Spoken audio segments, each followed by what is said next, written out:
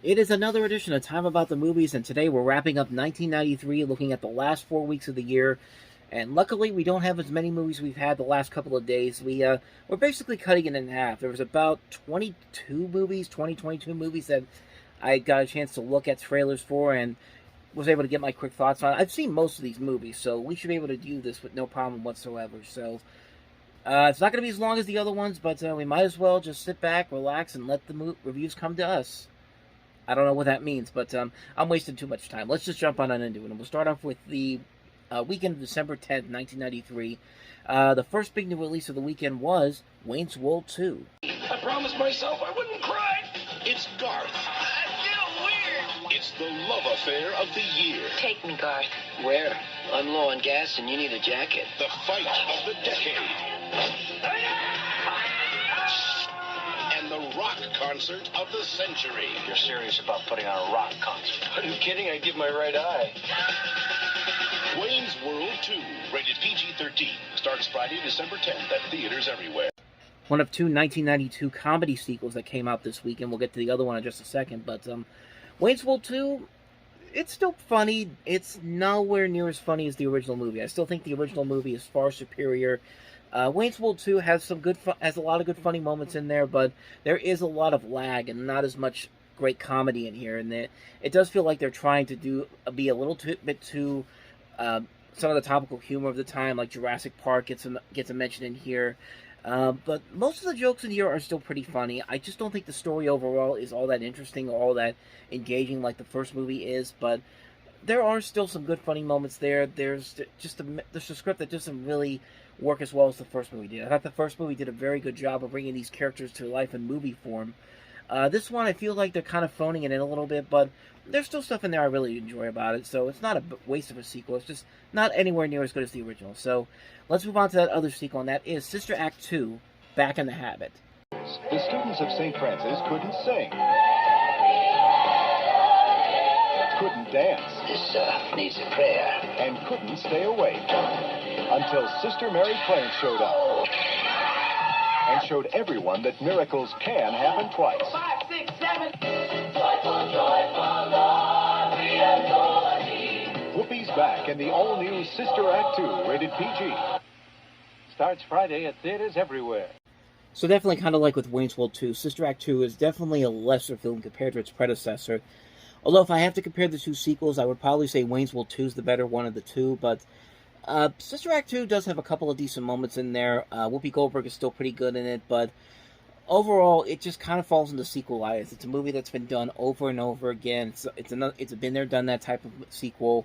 There's nothing really new that's brought to the table, and it's just kind of like, it's just there to make money. I mean, it's just literally there to make money, and some moments do work, but most of all, it's just a forgettable sequel. It's a movie that pales in comparison definitely to the first movie. So that's Sister Act 2. Let's move on to the next movie, and that is the Western Geronimo, an American Legend. Geronimo, and making this proposal, I don't think you or the government intend to keep this promise.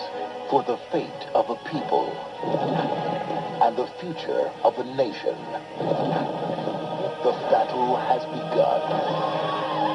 I am Geronimo, an Apache. Who are you? Just a man. Like you. Geronimo, an American Legend, rated PG-13, at theaters December 10th.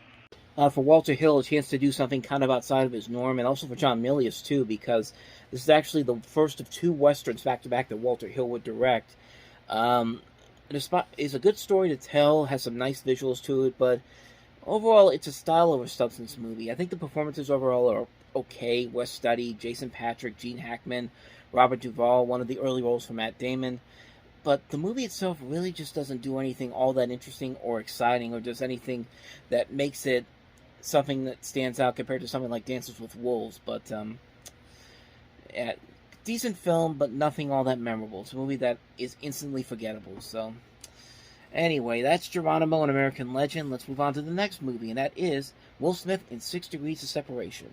Everybody on this planet is separated by only 6 other people. How everyone is a new door, opening into other worlds. I'm so sorry to bother you, but I've been hurt and I've lost everything. Hello.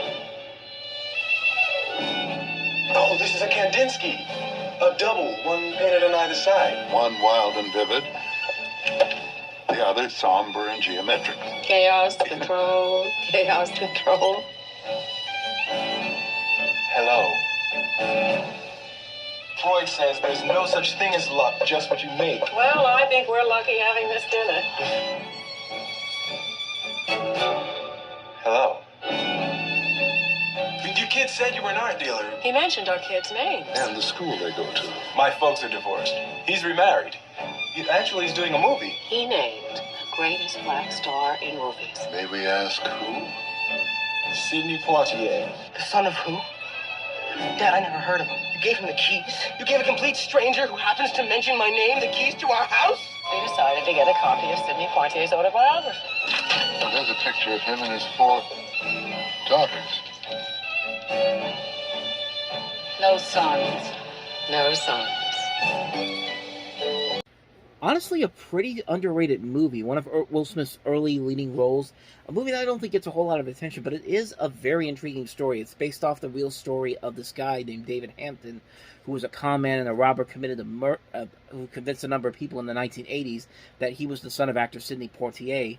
And then in '83, they found out that he was completely lying to them, and then he gets arrested. And the story was actually made into a play by the writer John Gior, which won a Pulitzer Prize. And you really get to see Will Smith show off his acting chops in this movie. He's really good in the film. Donald Sutherland and Stalker Channing are also very good. You got a great cast that also includes Ian McKellen, Heather Graham, Anthony Michael Hall, Anthony Rapp. J.J. Abrams is in this movie as well. And it's just a movie. It's a movie that's really good. And it really shows Will Smith in a role that's kind of against what you usually expect from Will Smith. Remember, this is pre-Bad Boys Will Smith. This is when he was still the Fresh Prince. And, yeah, it's a very underrated movie. If you haven't seen it, definitely check it out. So, why do I keep saying so? 6 Degrees of Separation. On to the next movie, and that is Julia Roberts and Denzel Washington in John Grisham's The Pelican Brief.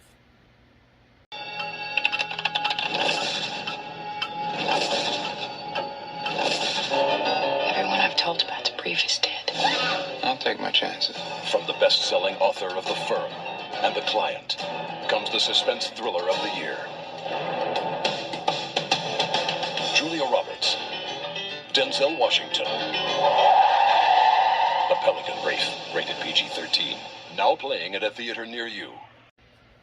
Directed by Alan J. Palooka. This was actually the last movie he both wrote and directed before his death. He did direct one more movie with The Devil's Own a couple of years later.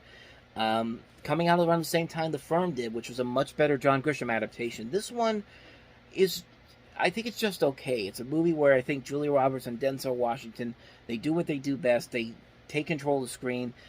I just wish the script was a whole lot better. This movie kind of falls into a predictable territory. At least with The Firm, you kind of got an idea of the twist. You didn't get an idea of what the twist was going to be, the twists and turns were going to be. But in here, you could probably figure it out pretty quickly if you watch the movie in full. I just didn't think it was that good of an adaptation. I mean, like I said, Roberts and Washington are the reason why you should watch this movie. But other than that, though, it's just kind of a mediocre legal thriller. Moving on to the next movie, and that's another sequel from 1992, based off a 1992 film, and that is Beethoven's Second. Isn't that right, you little chihuahua, you? He's a legend. I think Beethoven's got a girlfriend. No, he's a daddy. No, no, no, no. Hygienically, emotionally, financially, we cannot afford these dogs. Puppy! Coming this holiday season from Ivan Reitman, Beethoven's Second. That's a lot of dogs. Rated PG. Starts Friday at theaters everywhere. Definitely another one of those nostalgic movies I used to watch as a kid. I saw this one before I saw the original Beethoven. Still has some funny moments. Still got the great cast with Charles Grodin and Bonnie Hunt. And you still got Beethoven. And now there's more Beethovens in this movie. The little Beethoven puppies. This was the movie that made me really want a St. Bernard when I was a kid. It's when I was a kid watching these movies. And of course that didn't happen. But Beethoven's Second is just a fun movie. I mean, there's just so many great... It's not as good as the original, but there's more moments I remember from this movie than maybe what I do in the first movie. I mean, the hamburger eating contest at the fair is just one of those moments where it's just like, it still etches in your head. And those burgers look so good. It's one of those that's one of those examples in movies where you see movie food and you're just like, why can't I have something that looks exactly like that? Because that looks delicious. But yeah, Beethoven's Second. It's a movie that's not as good as the original film, but it still holds a nostalgic place in my heart because it's the one I've watched more than the first movie. So another movie that I'm really fond of, but for much different reasons, Steven Spielberg's masterpiece Schindler's List is next. There were names. Names that stood for evil, for madness, for terror. But there were also names that brought hope, that meant courage. Names like Oskar Schindler.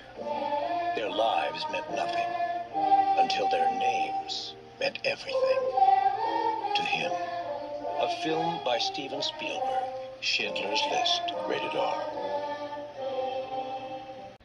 I mean, honestly, with all the great blockbusters that Steven Spielberg has done, this is probably his overall greatest movie. But at the same time, it's one of those movies that's one of those ones that's a movie that's so good, but the subject matter and some of the stuff that they do in this movie, it's really hard to watch on multiple occasions. Like, I'll watch this movie once every couple of years, but man, it's kind of like with 12 Years a Slave. It's a movie that it's very good. It's a really good film, but there's just so many there's so many things in the subject matter and the story that's just kind of like, it's just so hard to watch, but but I get why they did it. It's a movie it's one of those movies that doesn't warrant a lot of rewatchability, not because the movie itself is bad. It's just too much at times, and really, this is a fantastic film. The visuals are fantastic. The cast is great. Liam Neeson, Ben Kingsley, Ralph Fiennes, just a phenomenal cast. It's amazing that Spielberg was able to do this story. This is the film that finally got him his long-deserved Oscar for director and best picture, and you could definitely see why. I don't think I really need to say too much more about Schindler's List because it's one of the great movies of all time. It's a hard movie to watch, but it is one of the great movies of all time. Moving on, next movie, What's Eating Gilbert Grape? Andorra. It's a town where nothing much ever happens. This is where I live with my family. Doctor said we'd be lucky if Arnie lived to be 10. I could go at any time. Arnie, don't be rude. Some days you want him to live. I kill him, Gilbert. I know, buddy. Okay, son, come down now. Some days you don't. When is this gonna stop? And then there's Mama. There's my mom in there. You see, with Mama, there's no nice way to break it to you. She's not all that big, Gilbert. I saw a guy at the state fair who was a little bit bigger. Johnny Depp is in here, and he's taking care of his mother, played by Darlene Cates, and his younger brother, who has a disability, played by Leonardo DiCaprio. And another one I really don't think I need to say too much more about because I think everybody knows this is a really great film, and it really showcases both Johnny Depp and Leonardo DiCaprio and the great actors that they would become down the road. Another great performance by Juliette Lewis. Darlene Cates is very good in here. And it's just a wonderfully made film, written by Peter Hedges, directed by Lasse Hallström. Some great visuals. It's a nice, small, coming-of-age film that's just, it really tugs at your heartstrings. It's a movie that's very well done. Not much more I can add to this that hasn't already been said already. What's Eating Gilbert Grape? A great, great film. Moving on to the next movie, that is Mike Leigh's Naked.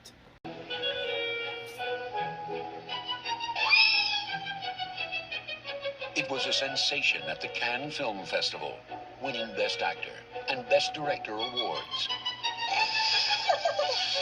At the Toronto Film Festival, it won the Critics' Prize. From acclaimed director Mike Leigh, the creator of High Hopes and Life is Sweet. A different kind of movie.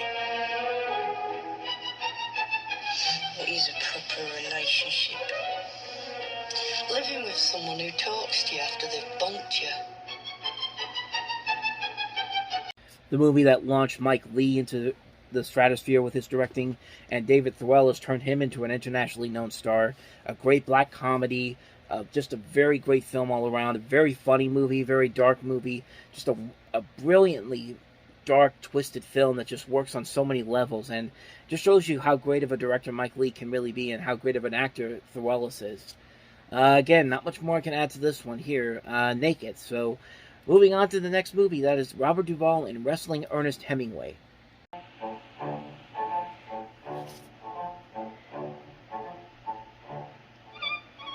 of those every day? No. You were eating one yesterday, right? Yes. And you're telling me you don't eat one every day? Yes.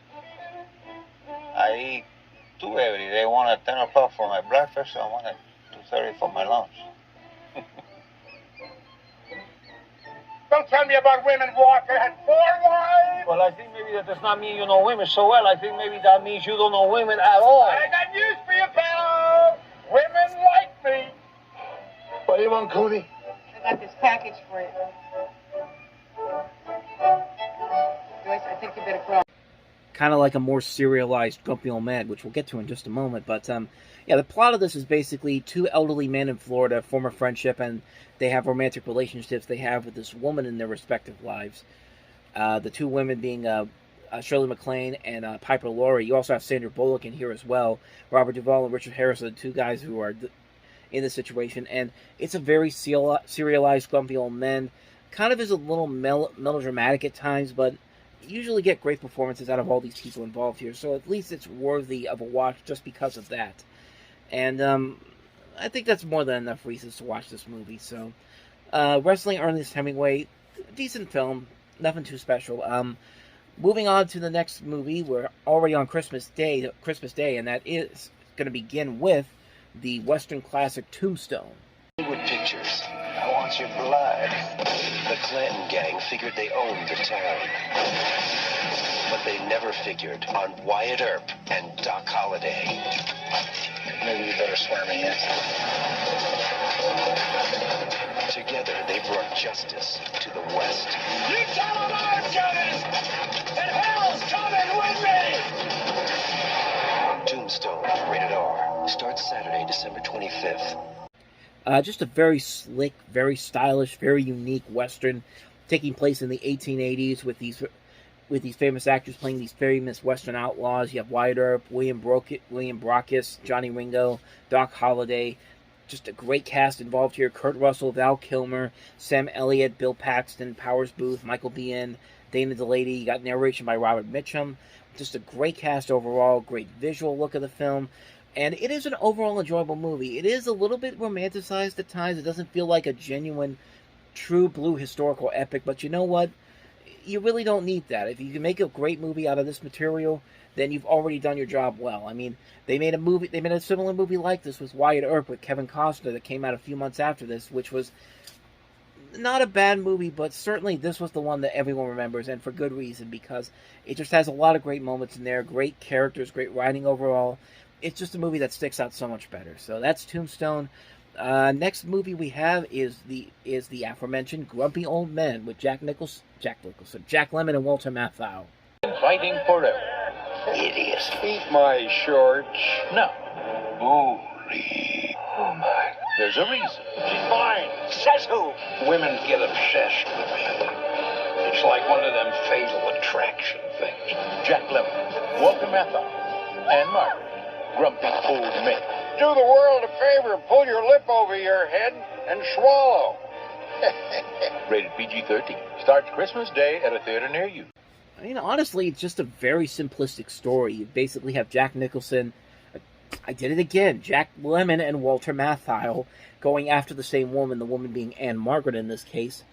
And the movie's real charm is just watching Jack Lemmon and Walter Matthau go at each other. Their chemistry has been just so good over the many decades they've been making movies together that you really just can't help but enjoy the overall enjoyment of the film. And while, yes, there could have been a much better movie here, their charm is just more than enough to make you really want to go see them in this movie because it is just that strong. They're very funny together. They work very well with the rest of the cast they have here. Kevin Pollak, Ossie Davis, Buck Henry, Burgess Meredith, Daryl Hannah. Just a great cast overall. A really funny movie. Doesn't have to do anything extravagant or grand, but it just works so well because of the power of Lemmon and Walter Matthau. So, that's Grumpy Old Men. Now let's move on to what I think is the best overall movie that came out on Christmas weekend 1993, and that is, of course, Batman, Mask of the Phantasm.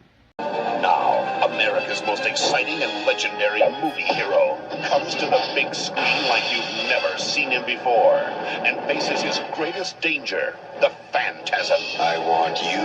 Can't be too careful with all those weirdos around. In a soaring new full-length motion picture adventure, Batman, Mask of the Phantasm, rated PG, starts December 25th, only in theaters. A movie that kind of got screwed over by its marketing, because this movie was intended originally as a direct-to-video movie, but because Batman the Animated Series was such a success, they decided to put it on the big screen.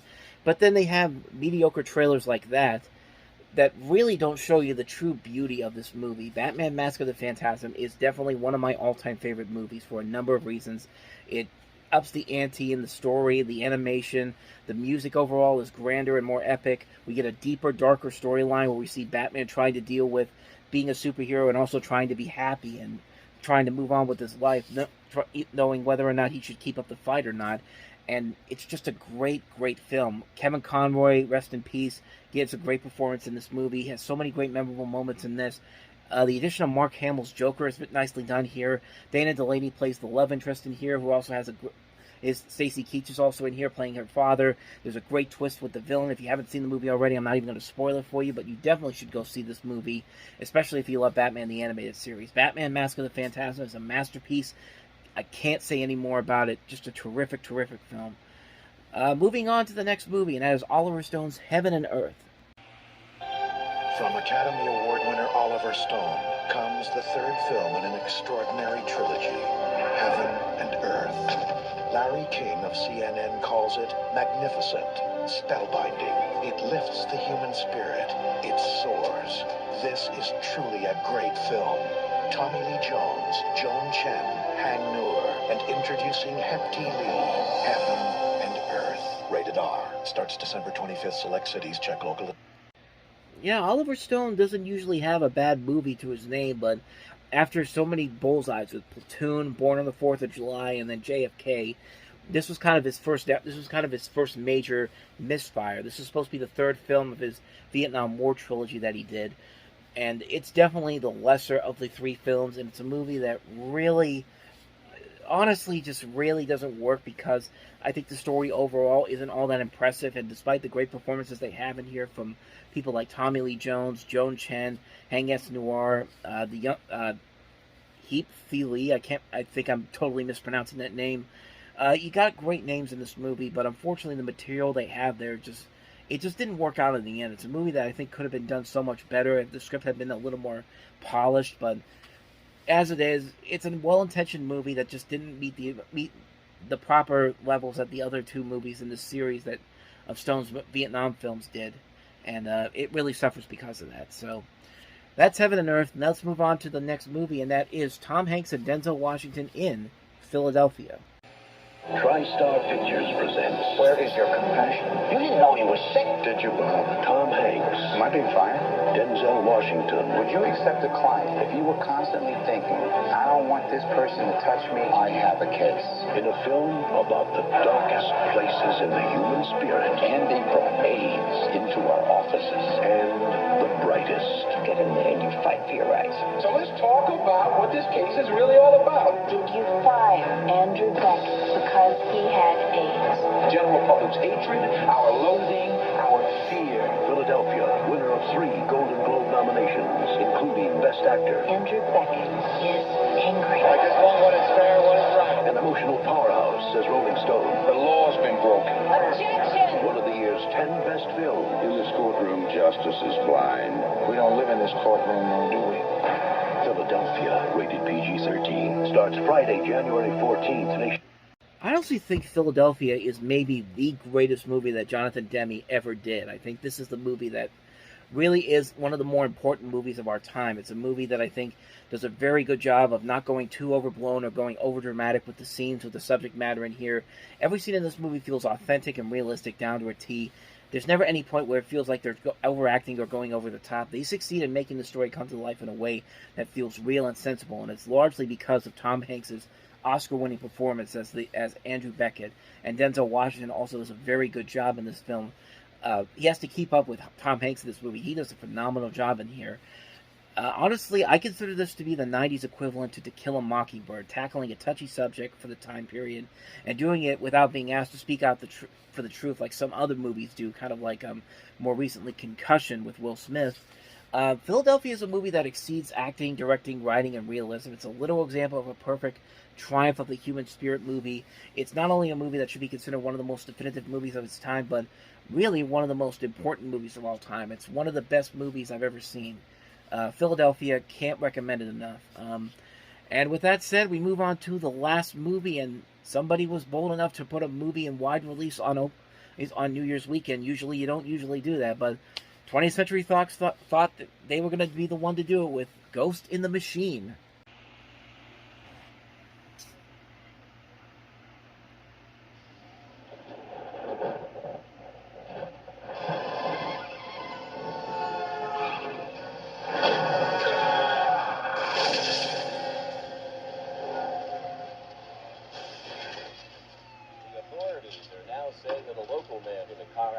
May have been the killer they've been hunting for the last 3 years.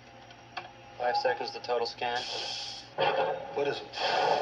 This storm keeps surging the power. We're losing him. He's dying. Come on!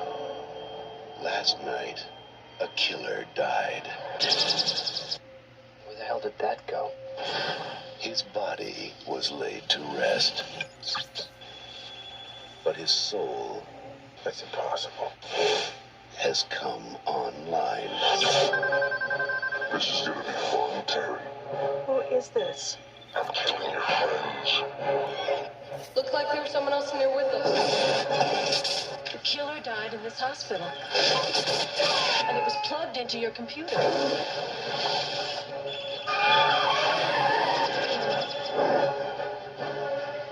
Something is coming after my son and my friends. There's no way anyone can kill somebody with a computer. Shred him. The board is up. He's not in the computer.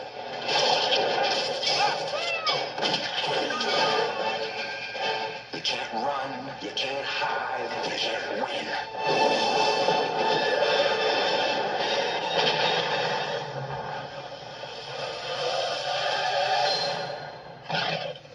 Ghost in the Machine. Plug in to your worst nightmare.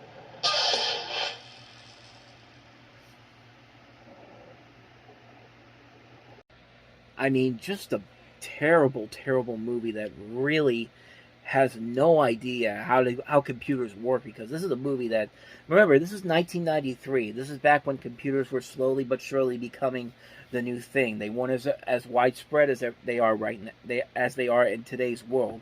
They were still very much new, and I think the people who made this movie saw the Lawnmower Man and said, "We want to do something like this, but we want to do it with an actual computer," and it just doesn't work. It's a movie that really, that trailer alone pretty much shows you everything that's wrong with this movie. It's just like, it doesn't make any sense on how the killer is doing anything. It doesn't look like it doesn't look like it explains anything about why this is happening. And the visual effects in here look so dated. Like the Lawnmower Man. Say what you will about the Lawnmower Man's effects, they're dated as well. But at least they were trying to work with the time period that they had. This movie, like, the killer can easily be killed if you just keep jumping into him, and he'll just split into separate atoms. It's just like what sense does that make? It's just like, it's a really terrible movie, and I'm sorry for the people that were involved in this movie, both in the writing and direction and the acting. Like, Karen Allen deserves a lot better than this.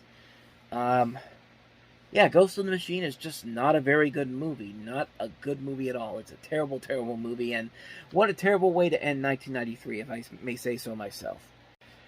And once again, I screwed up, because there were two other movies that I was going to talk about that came out on December 31st, but they were limited releases in the Name of the Father and also Shadowlands.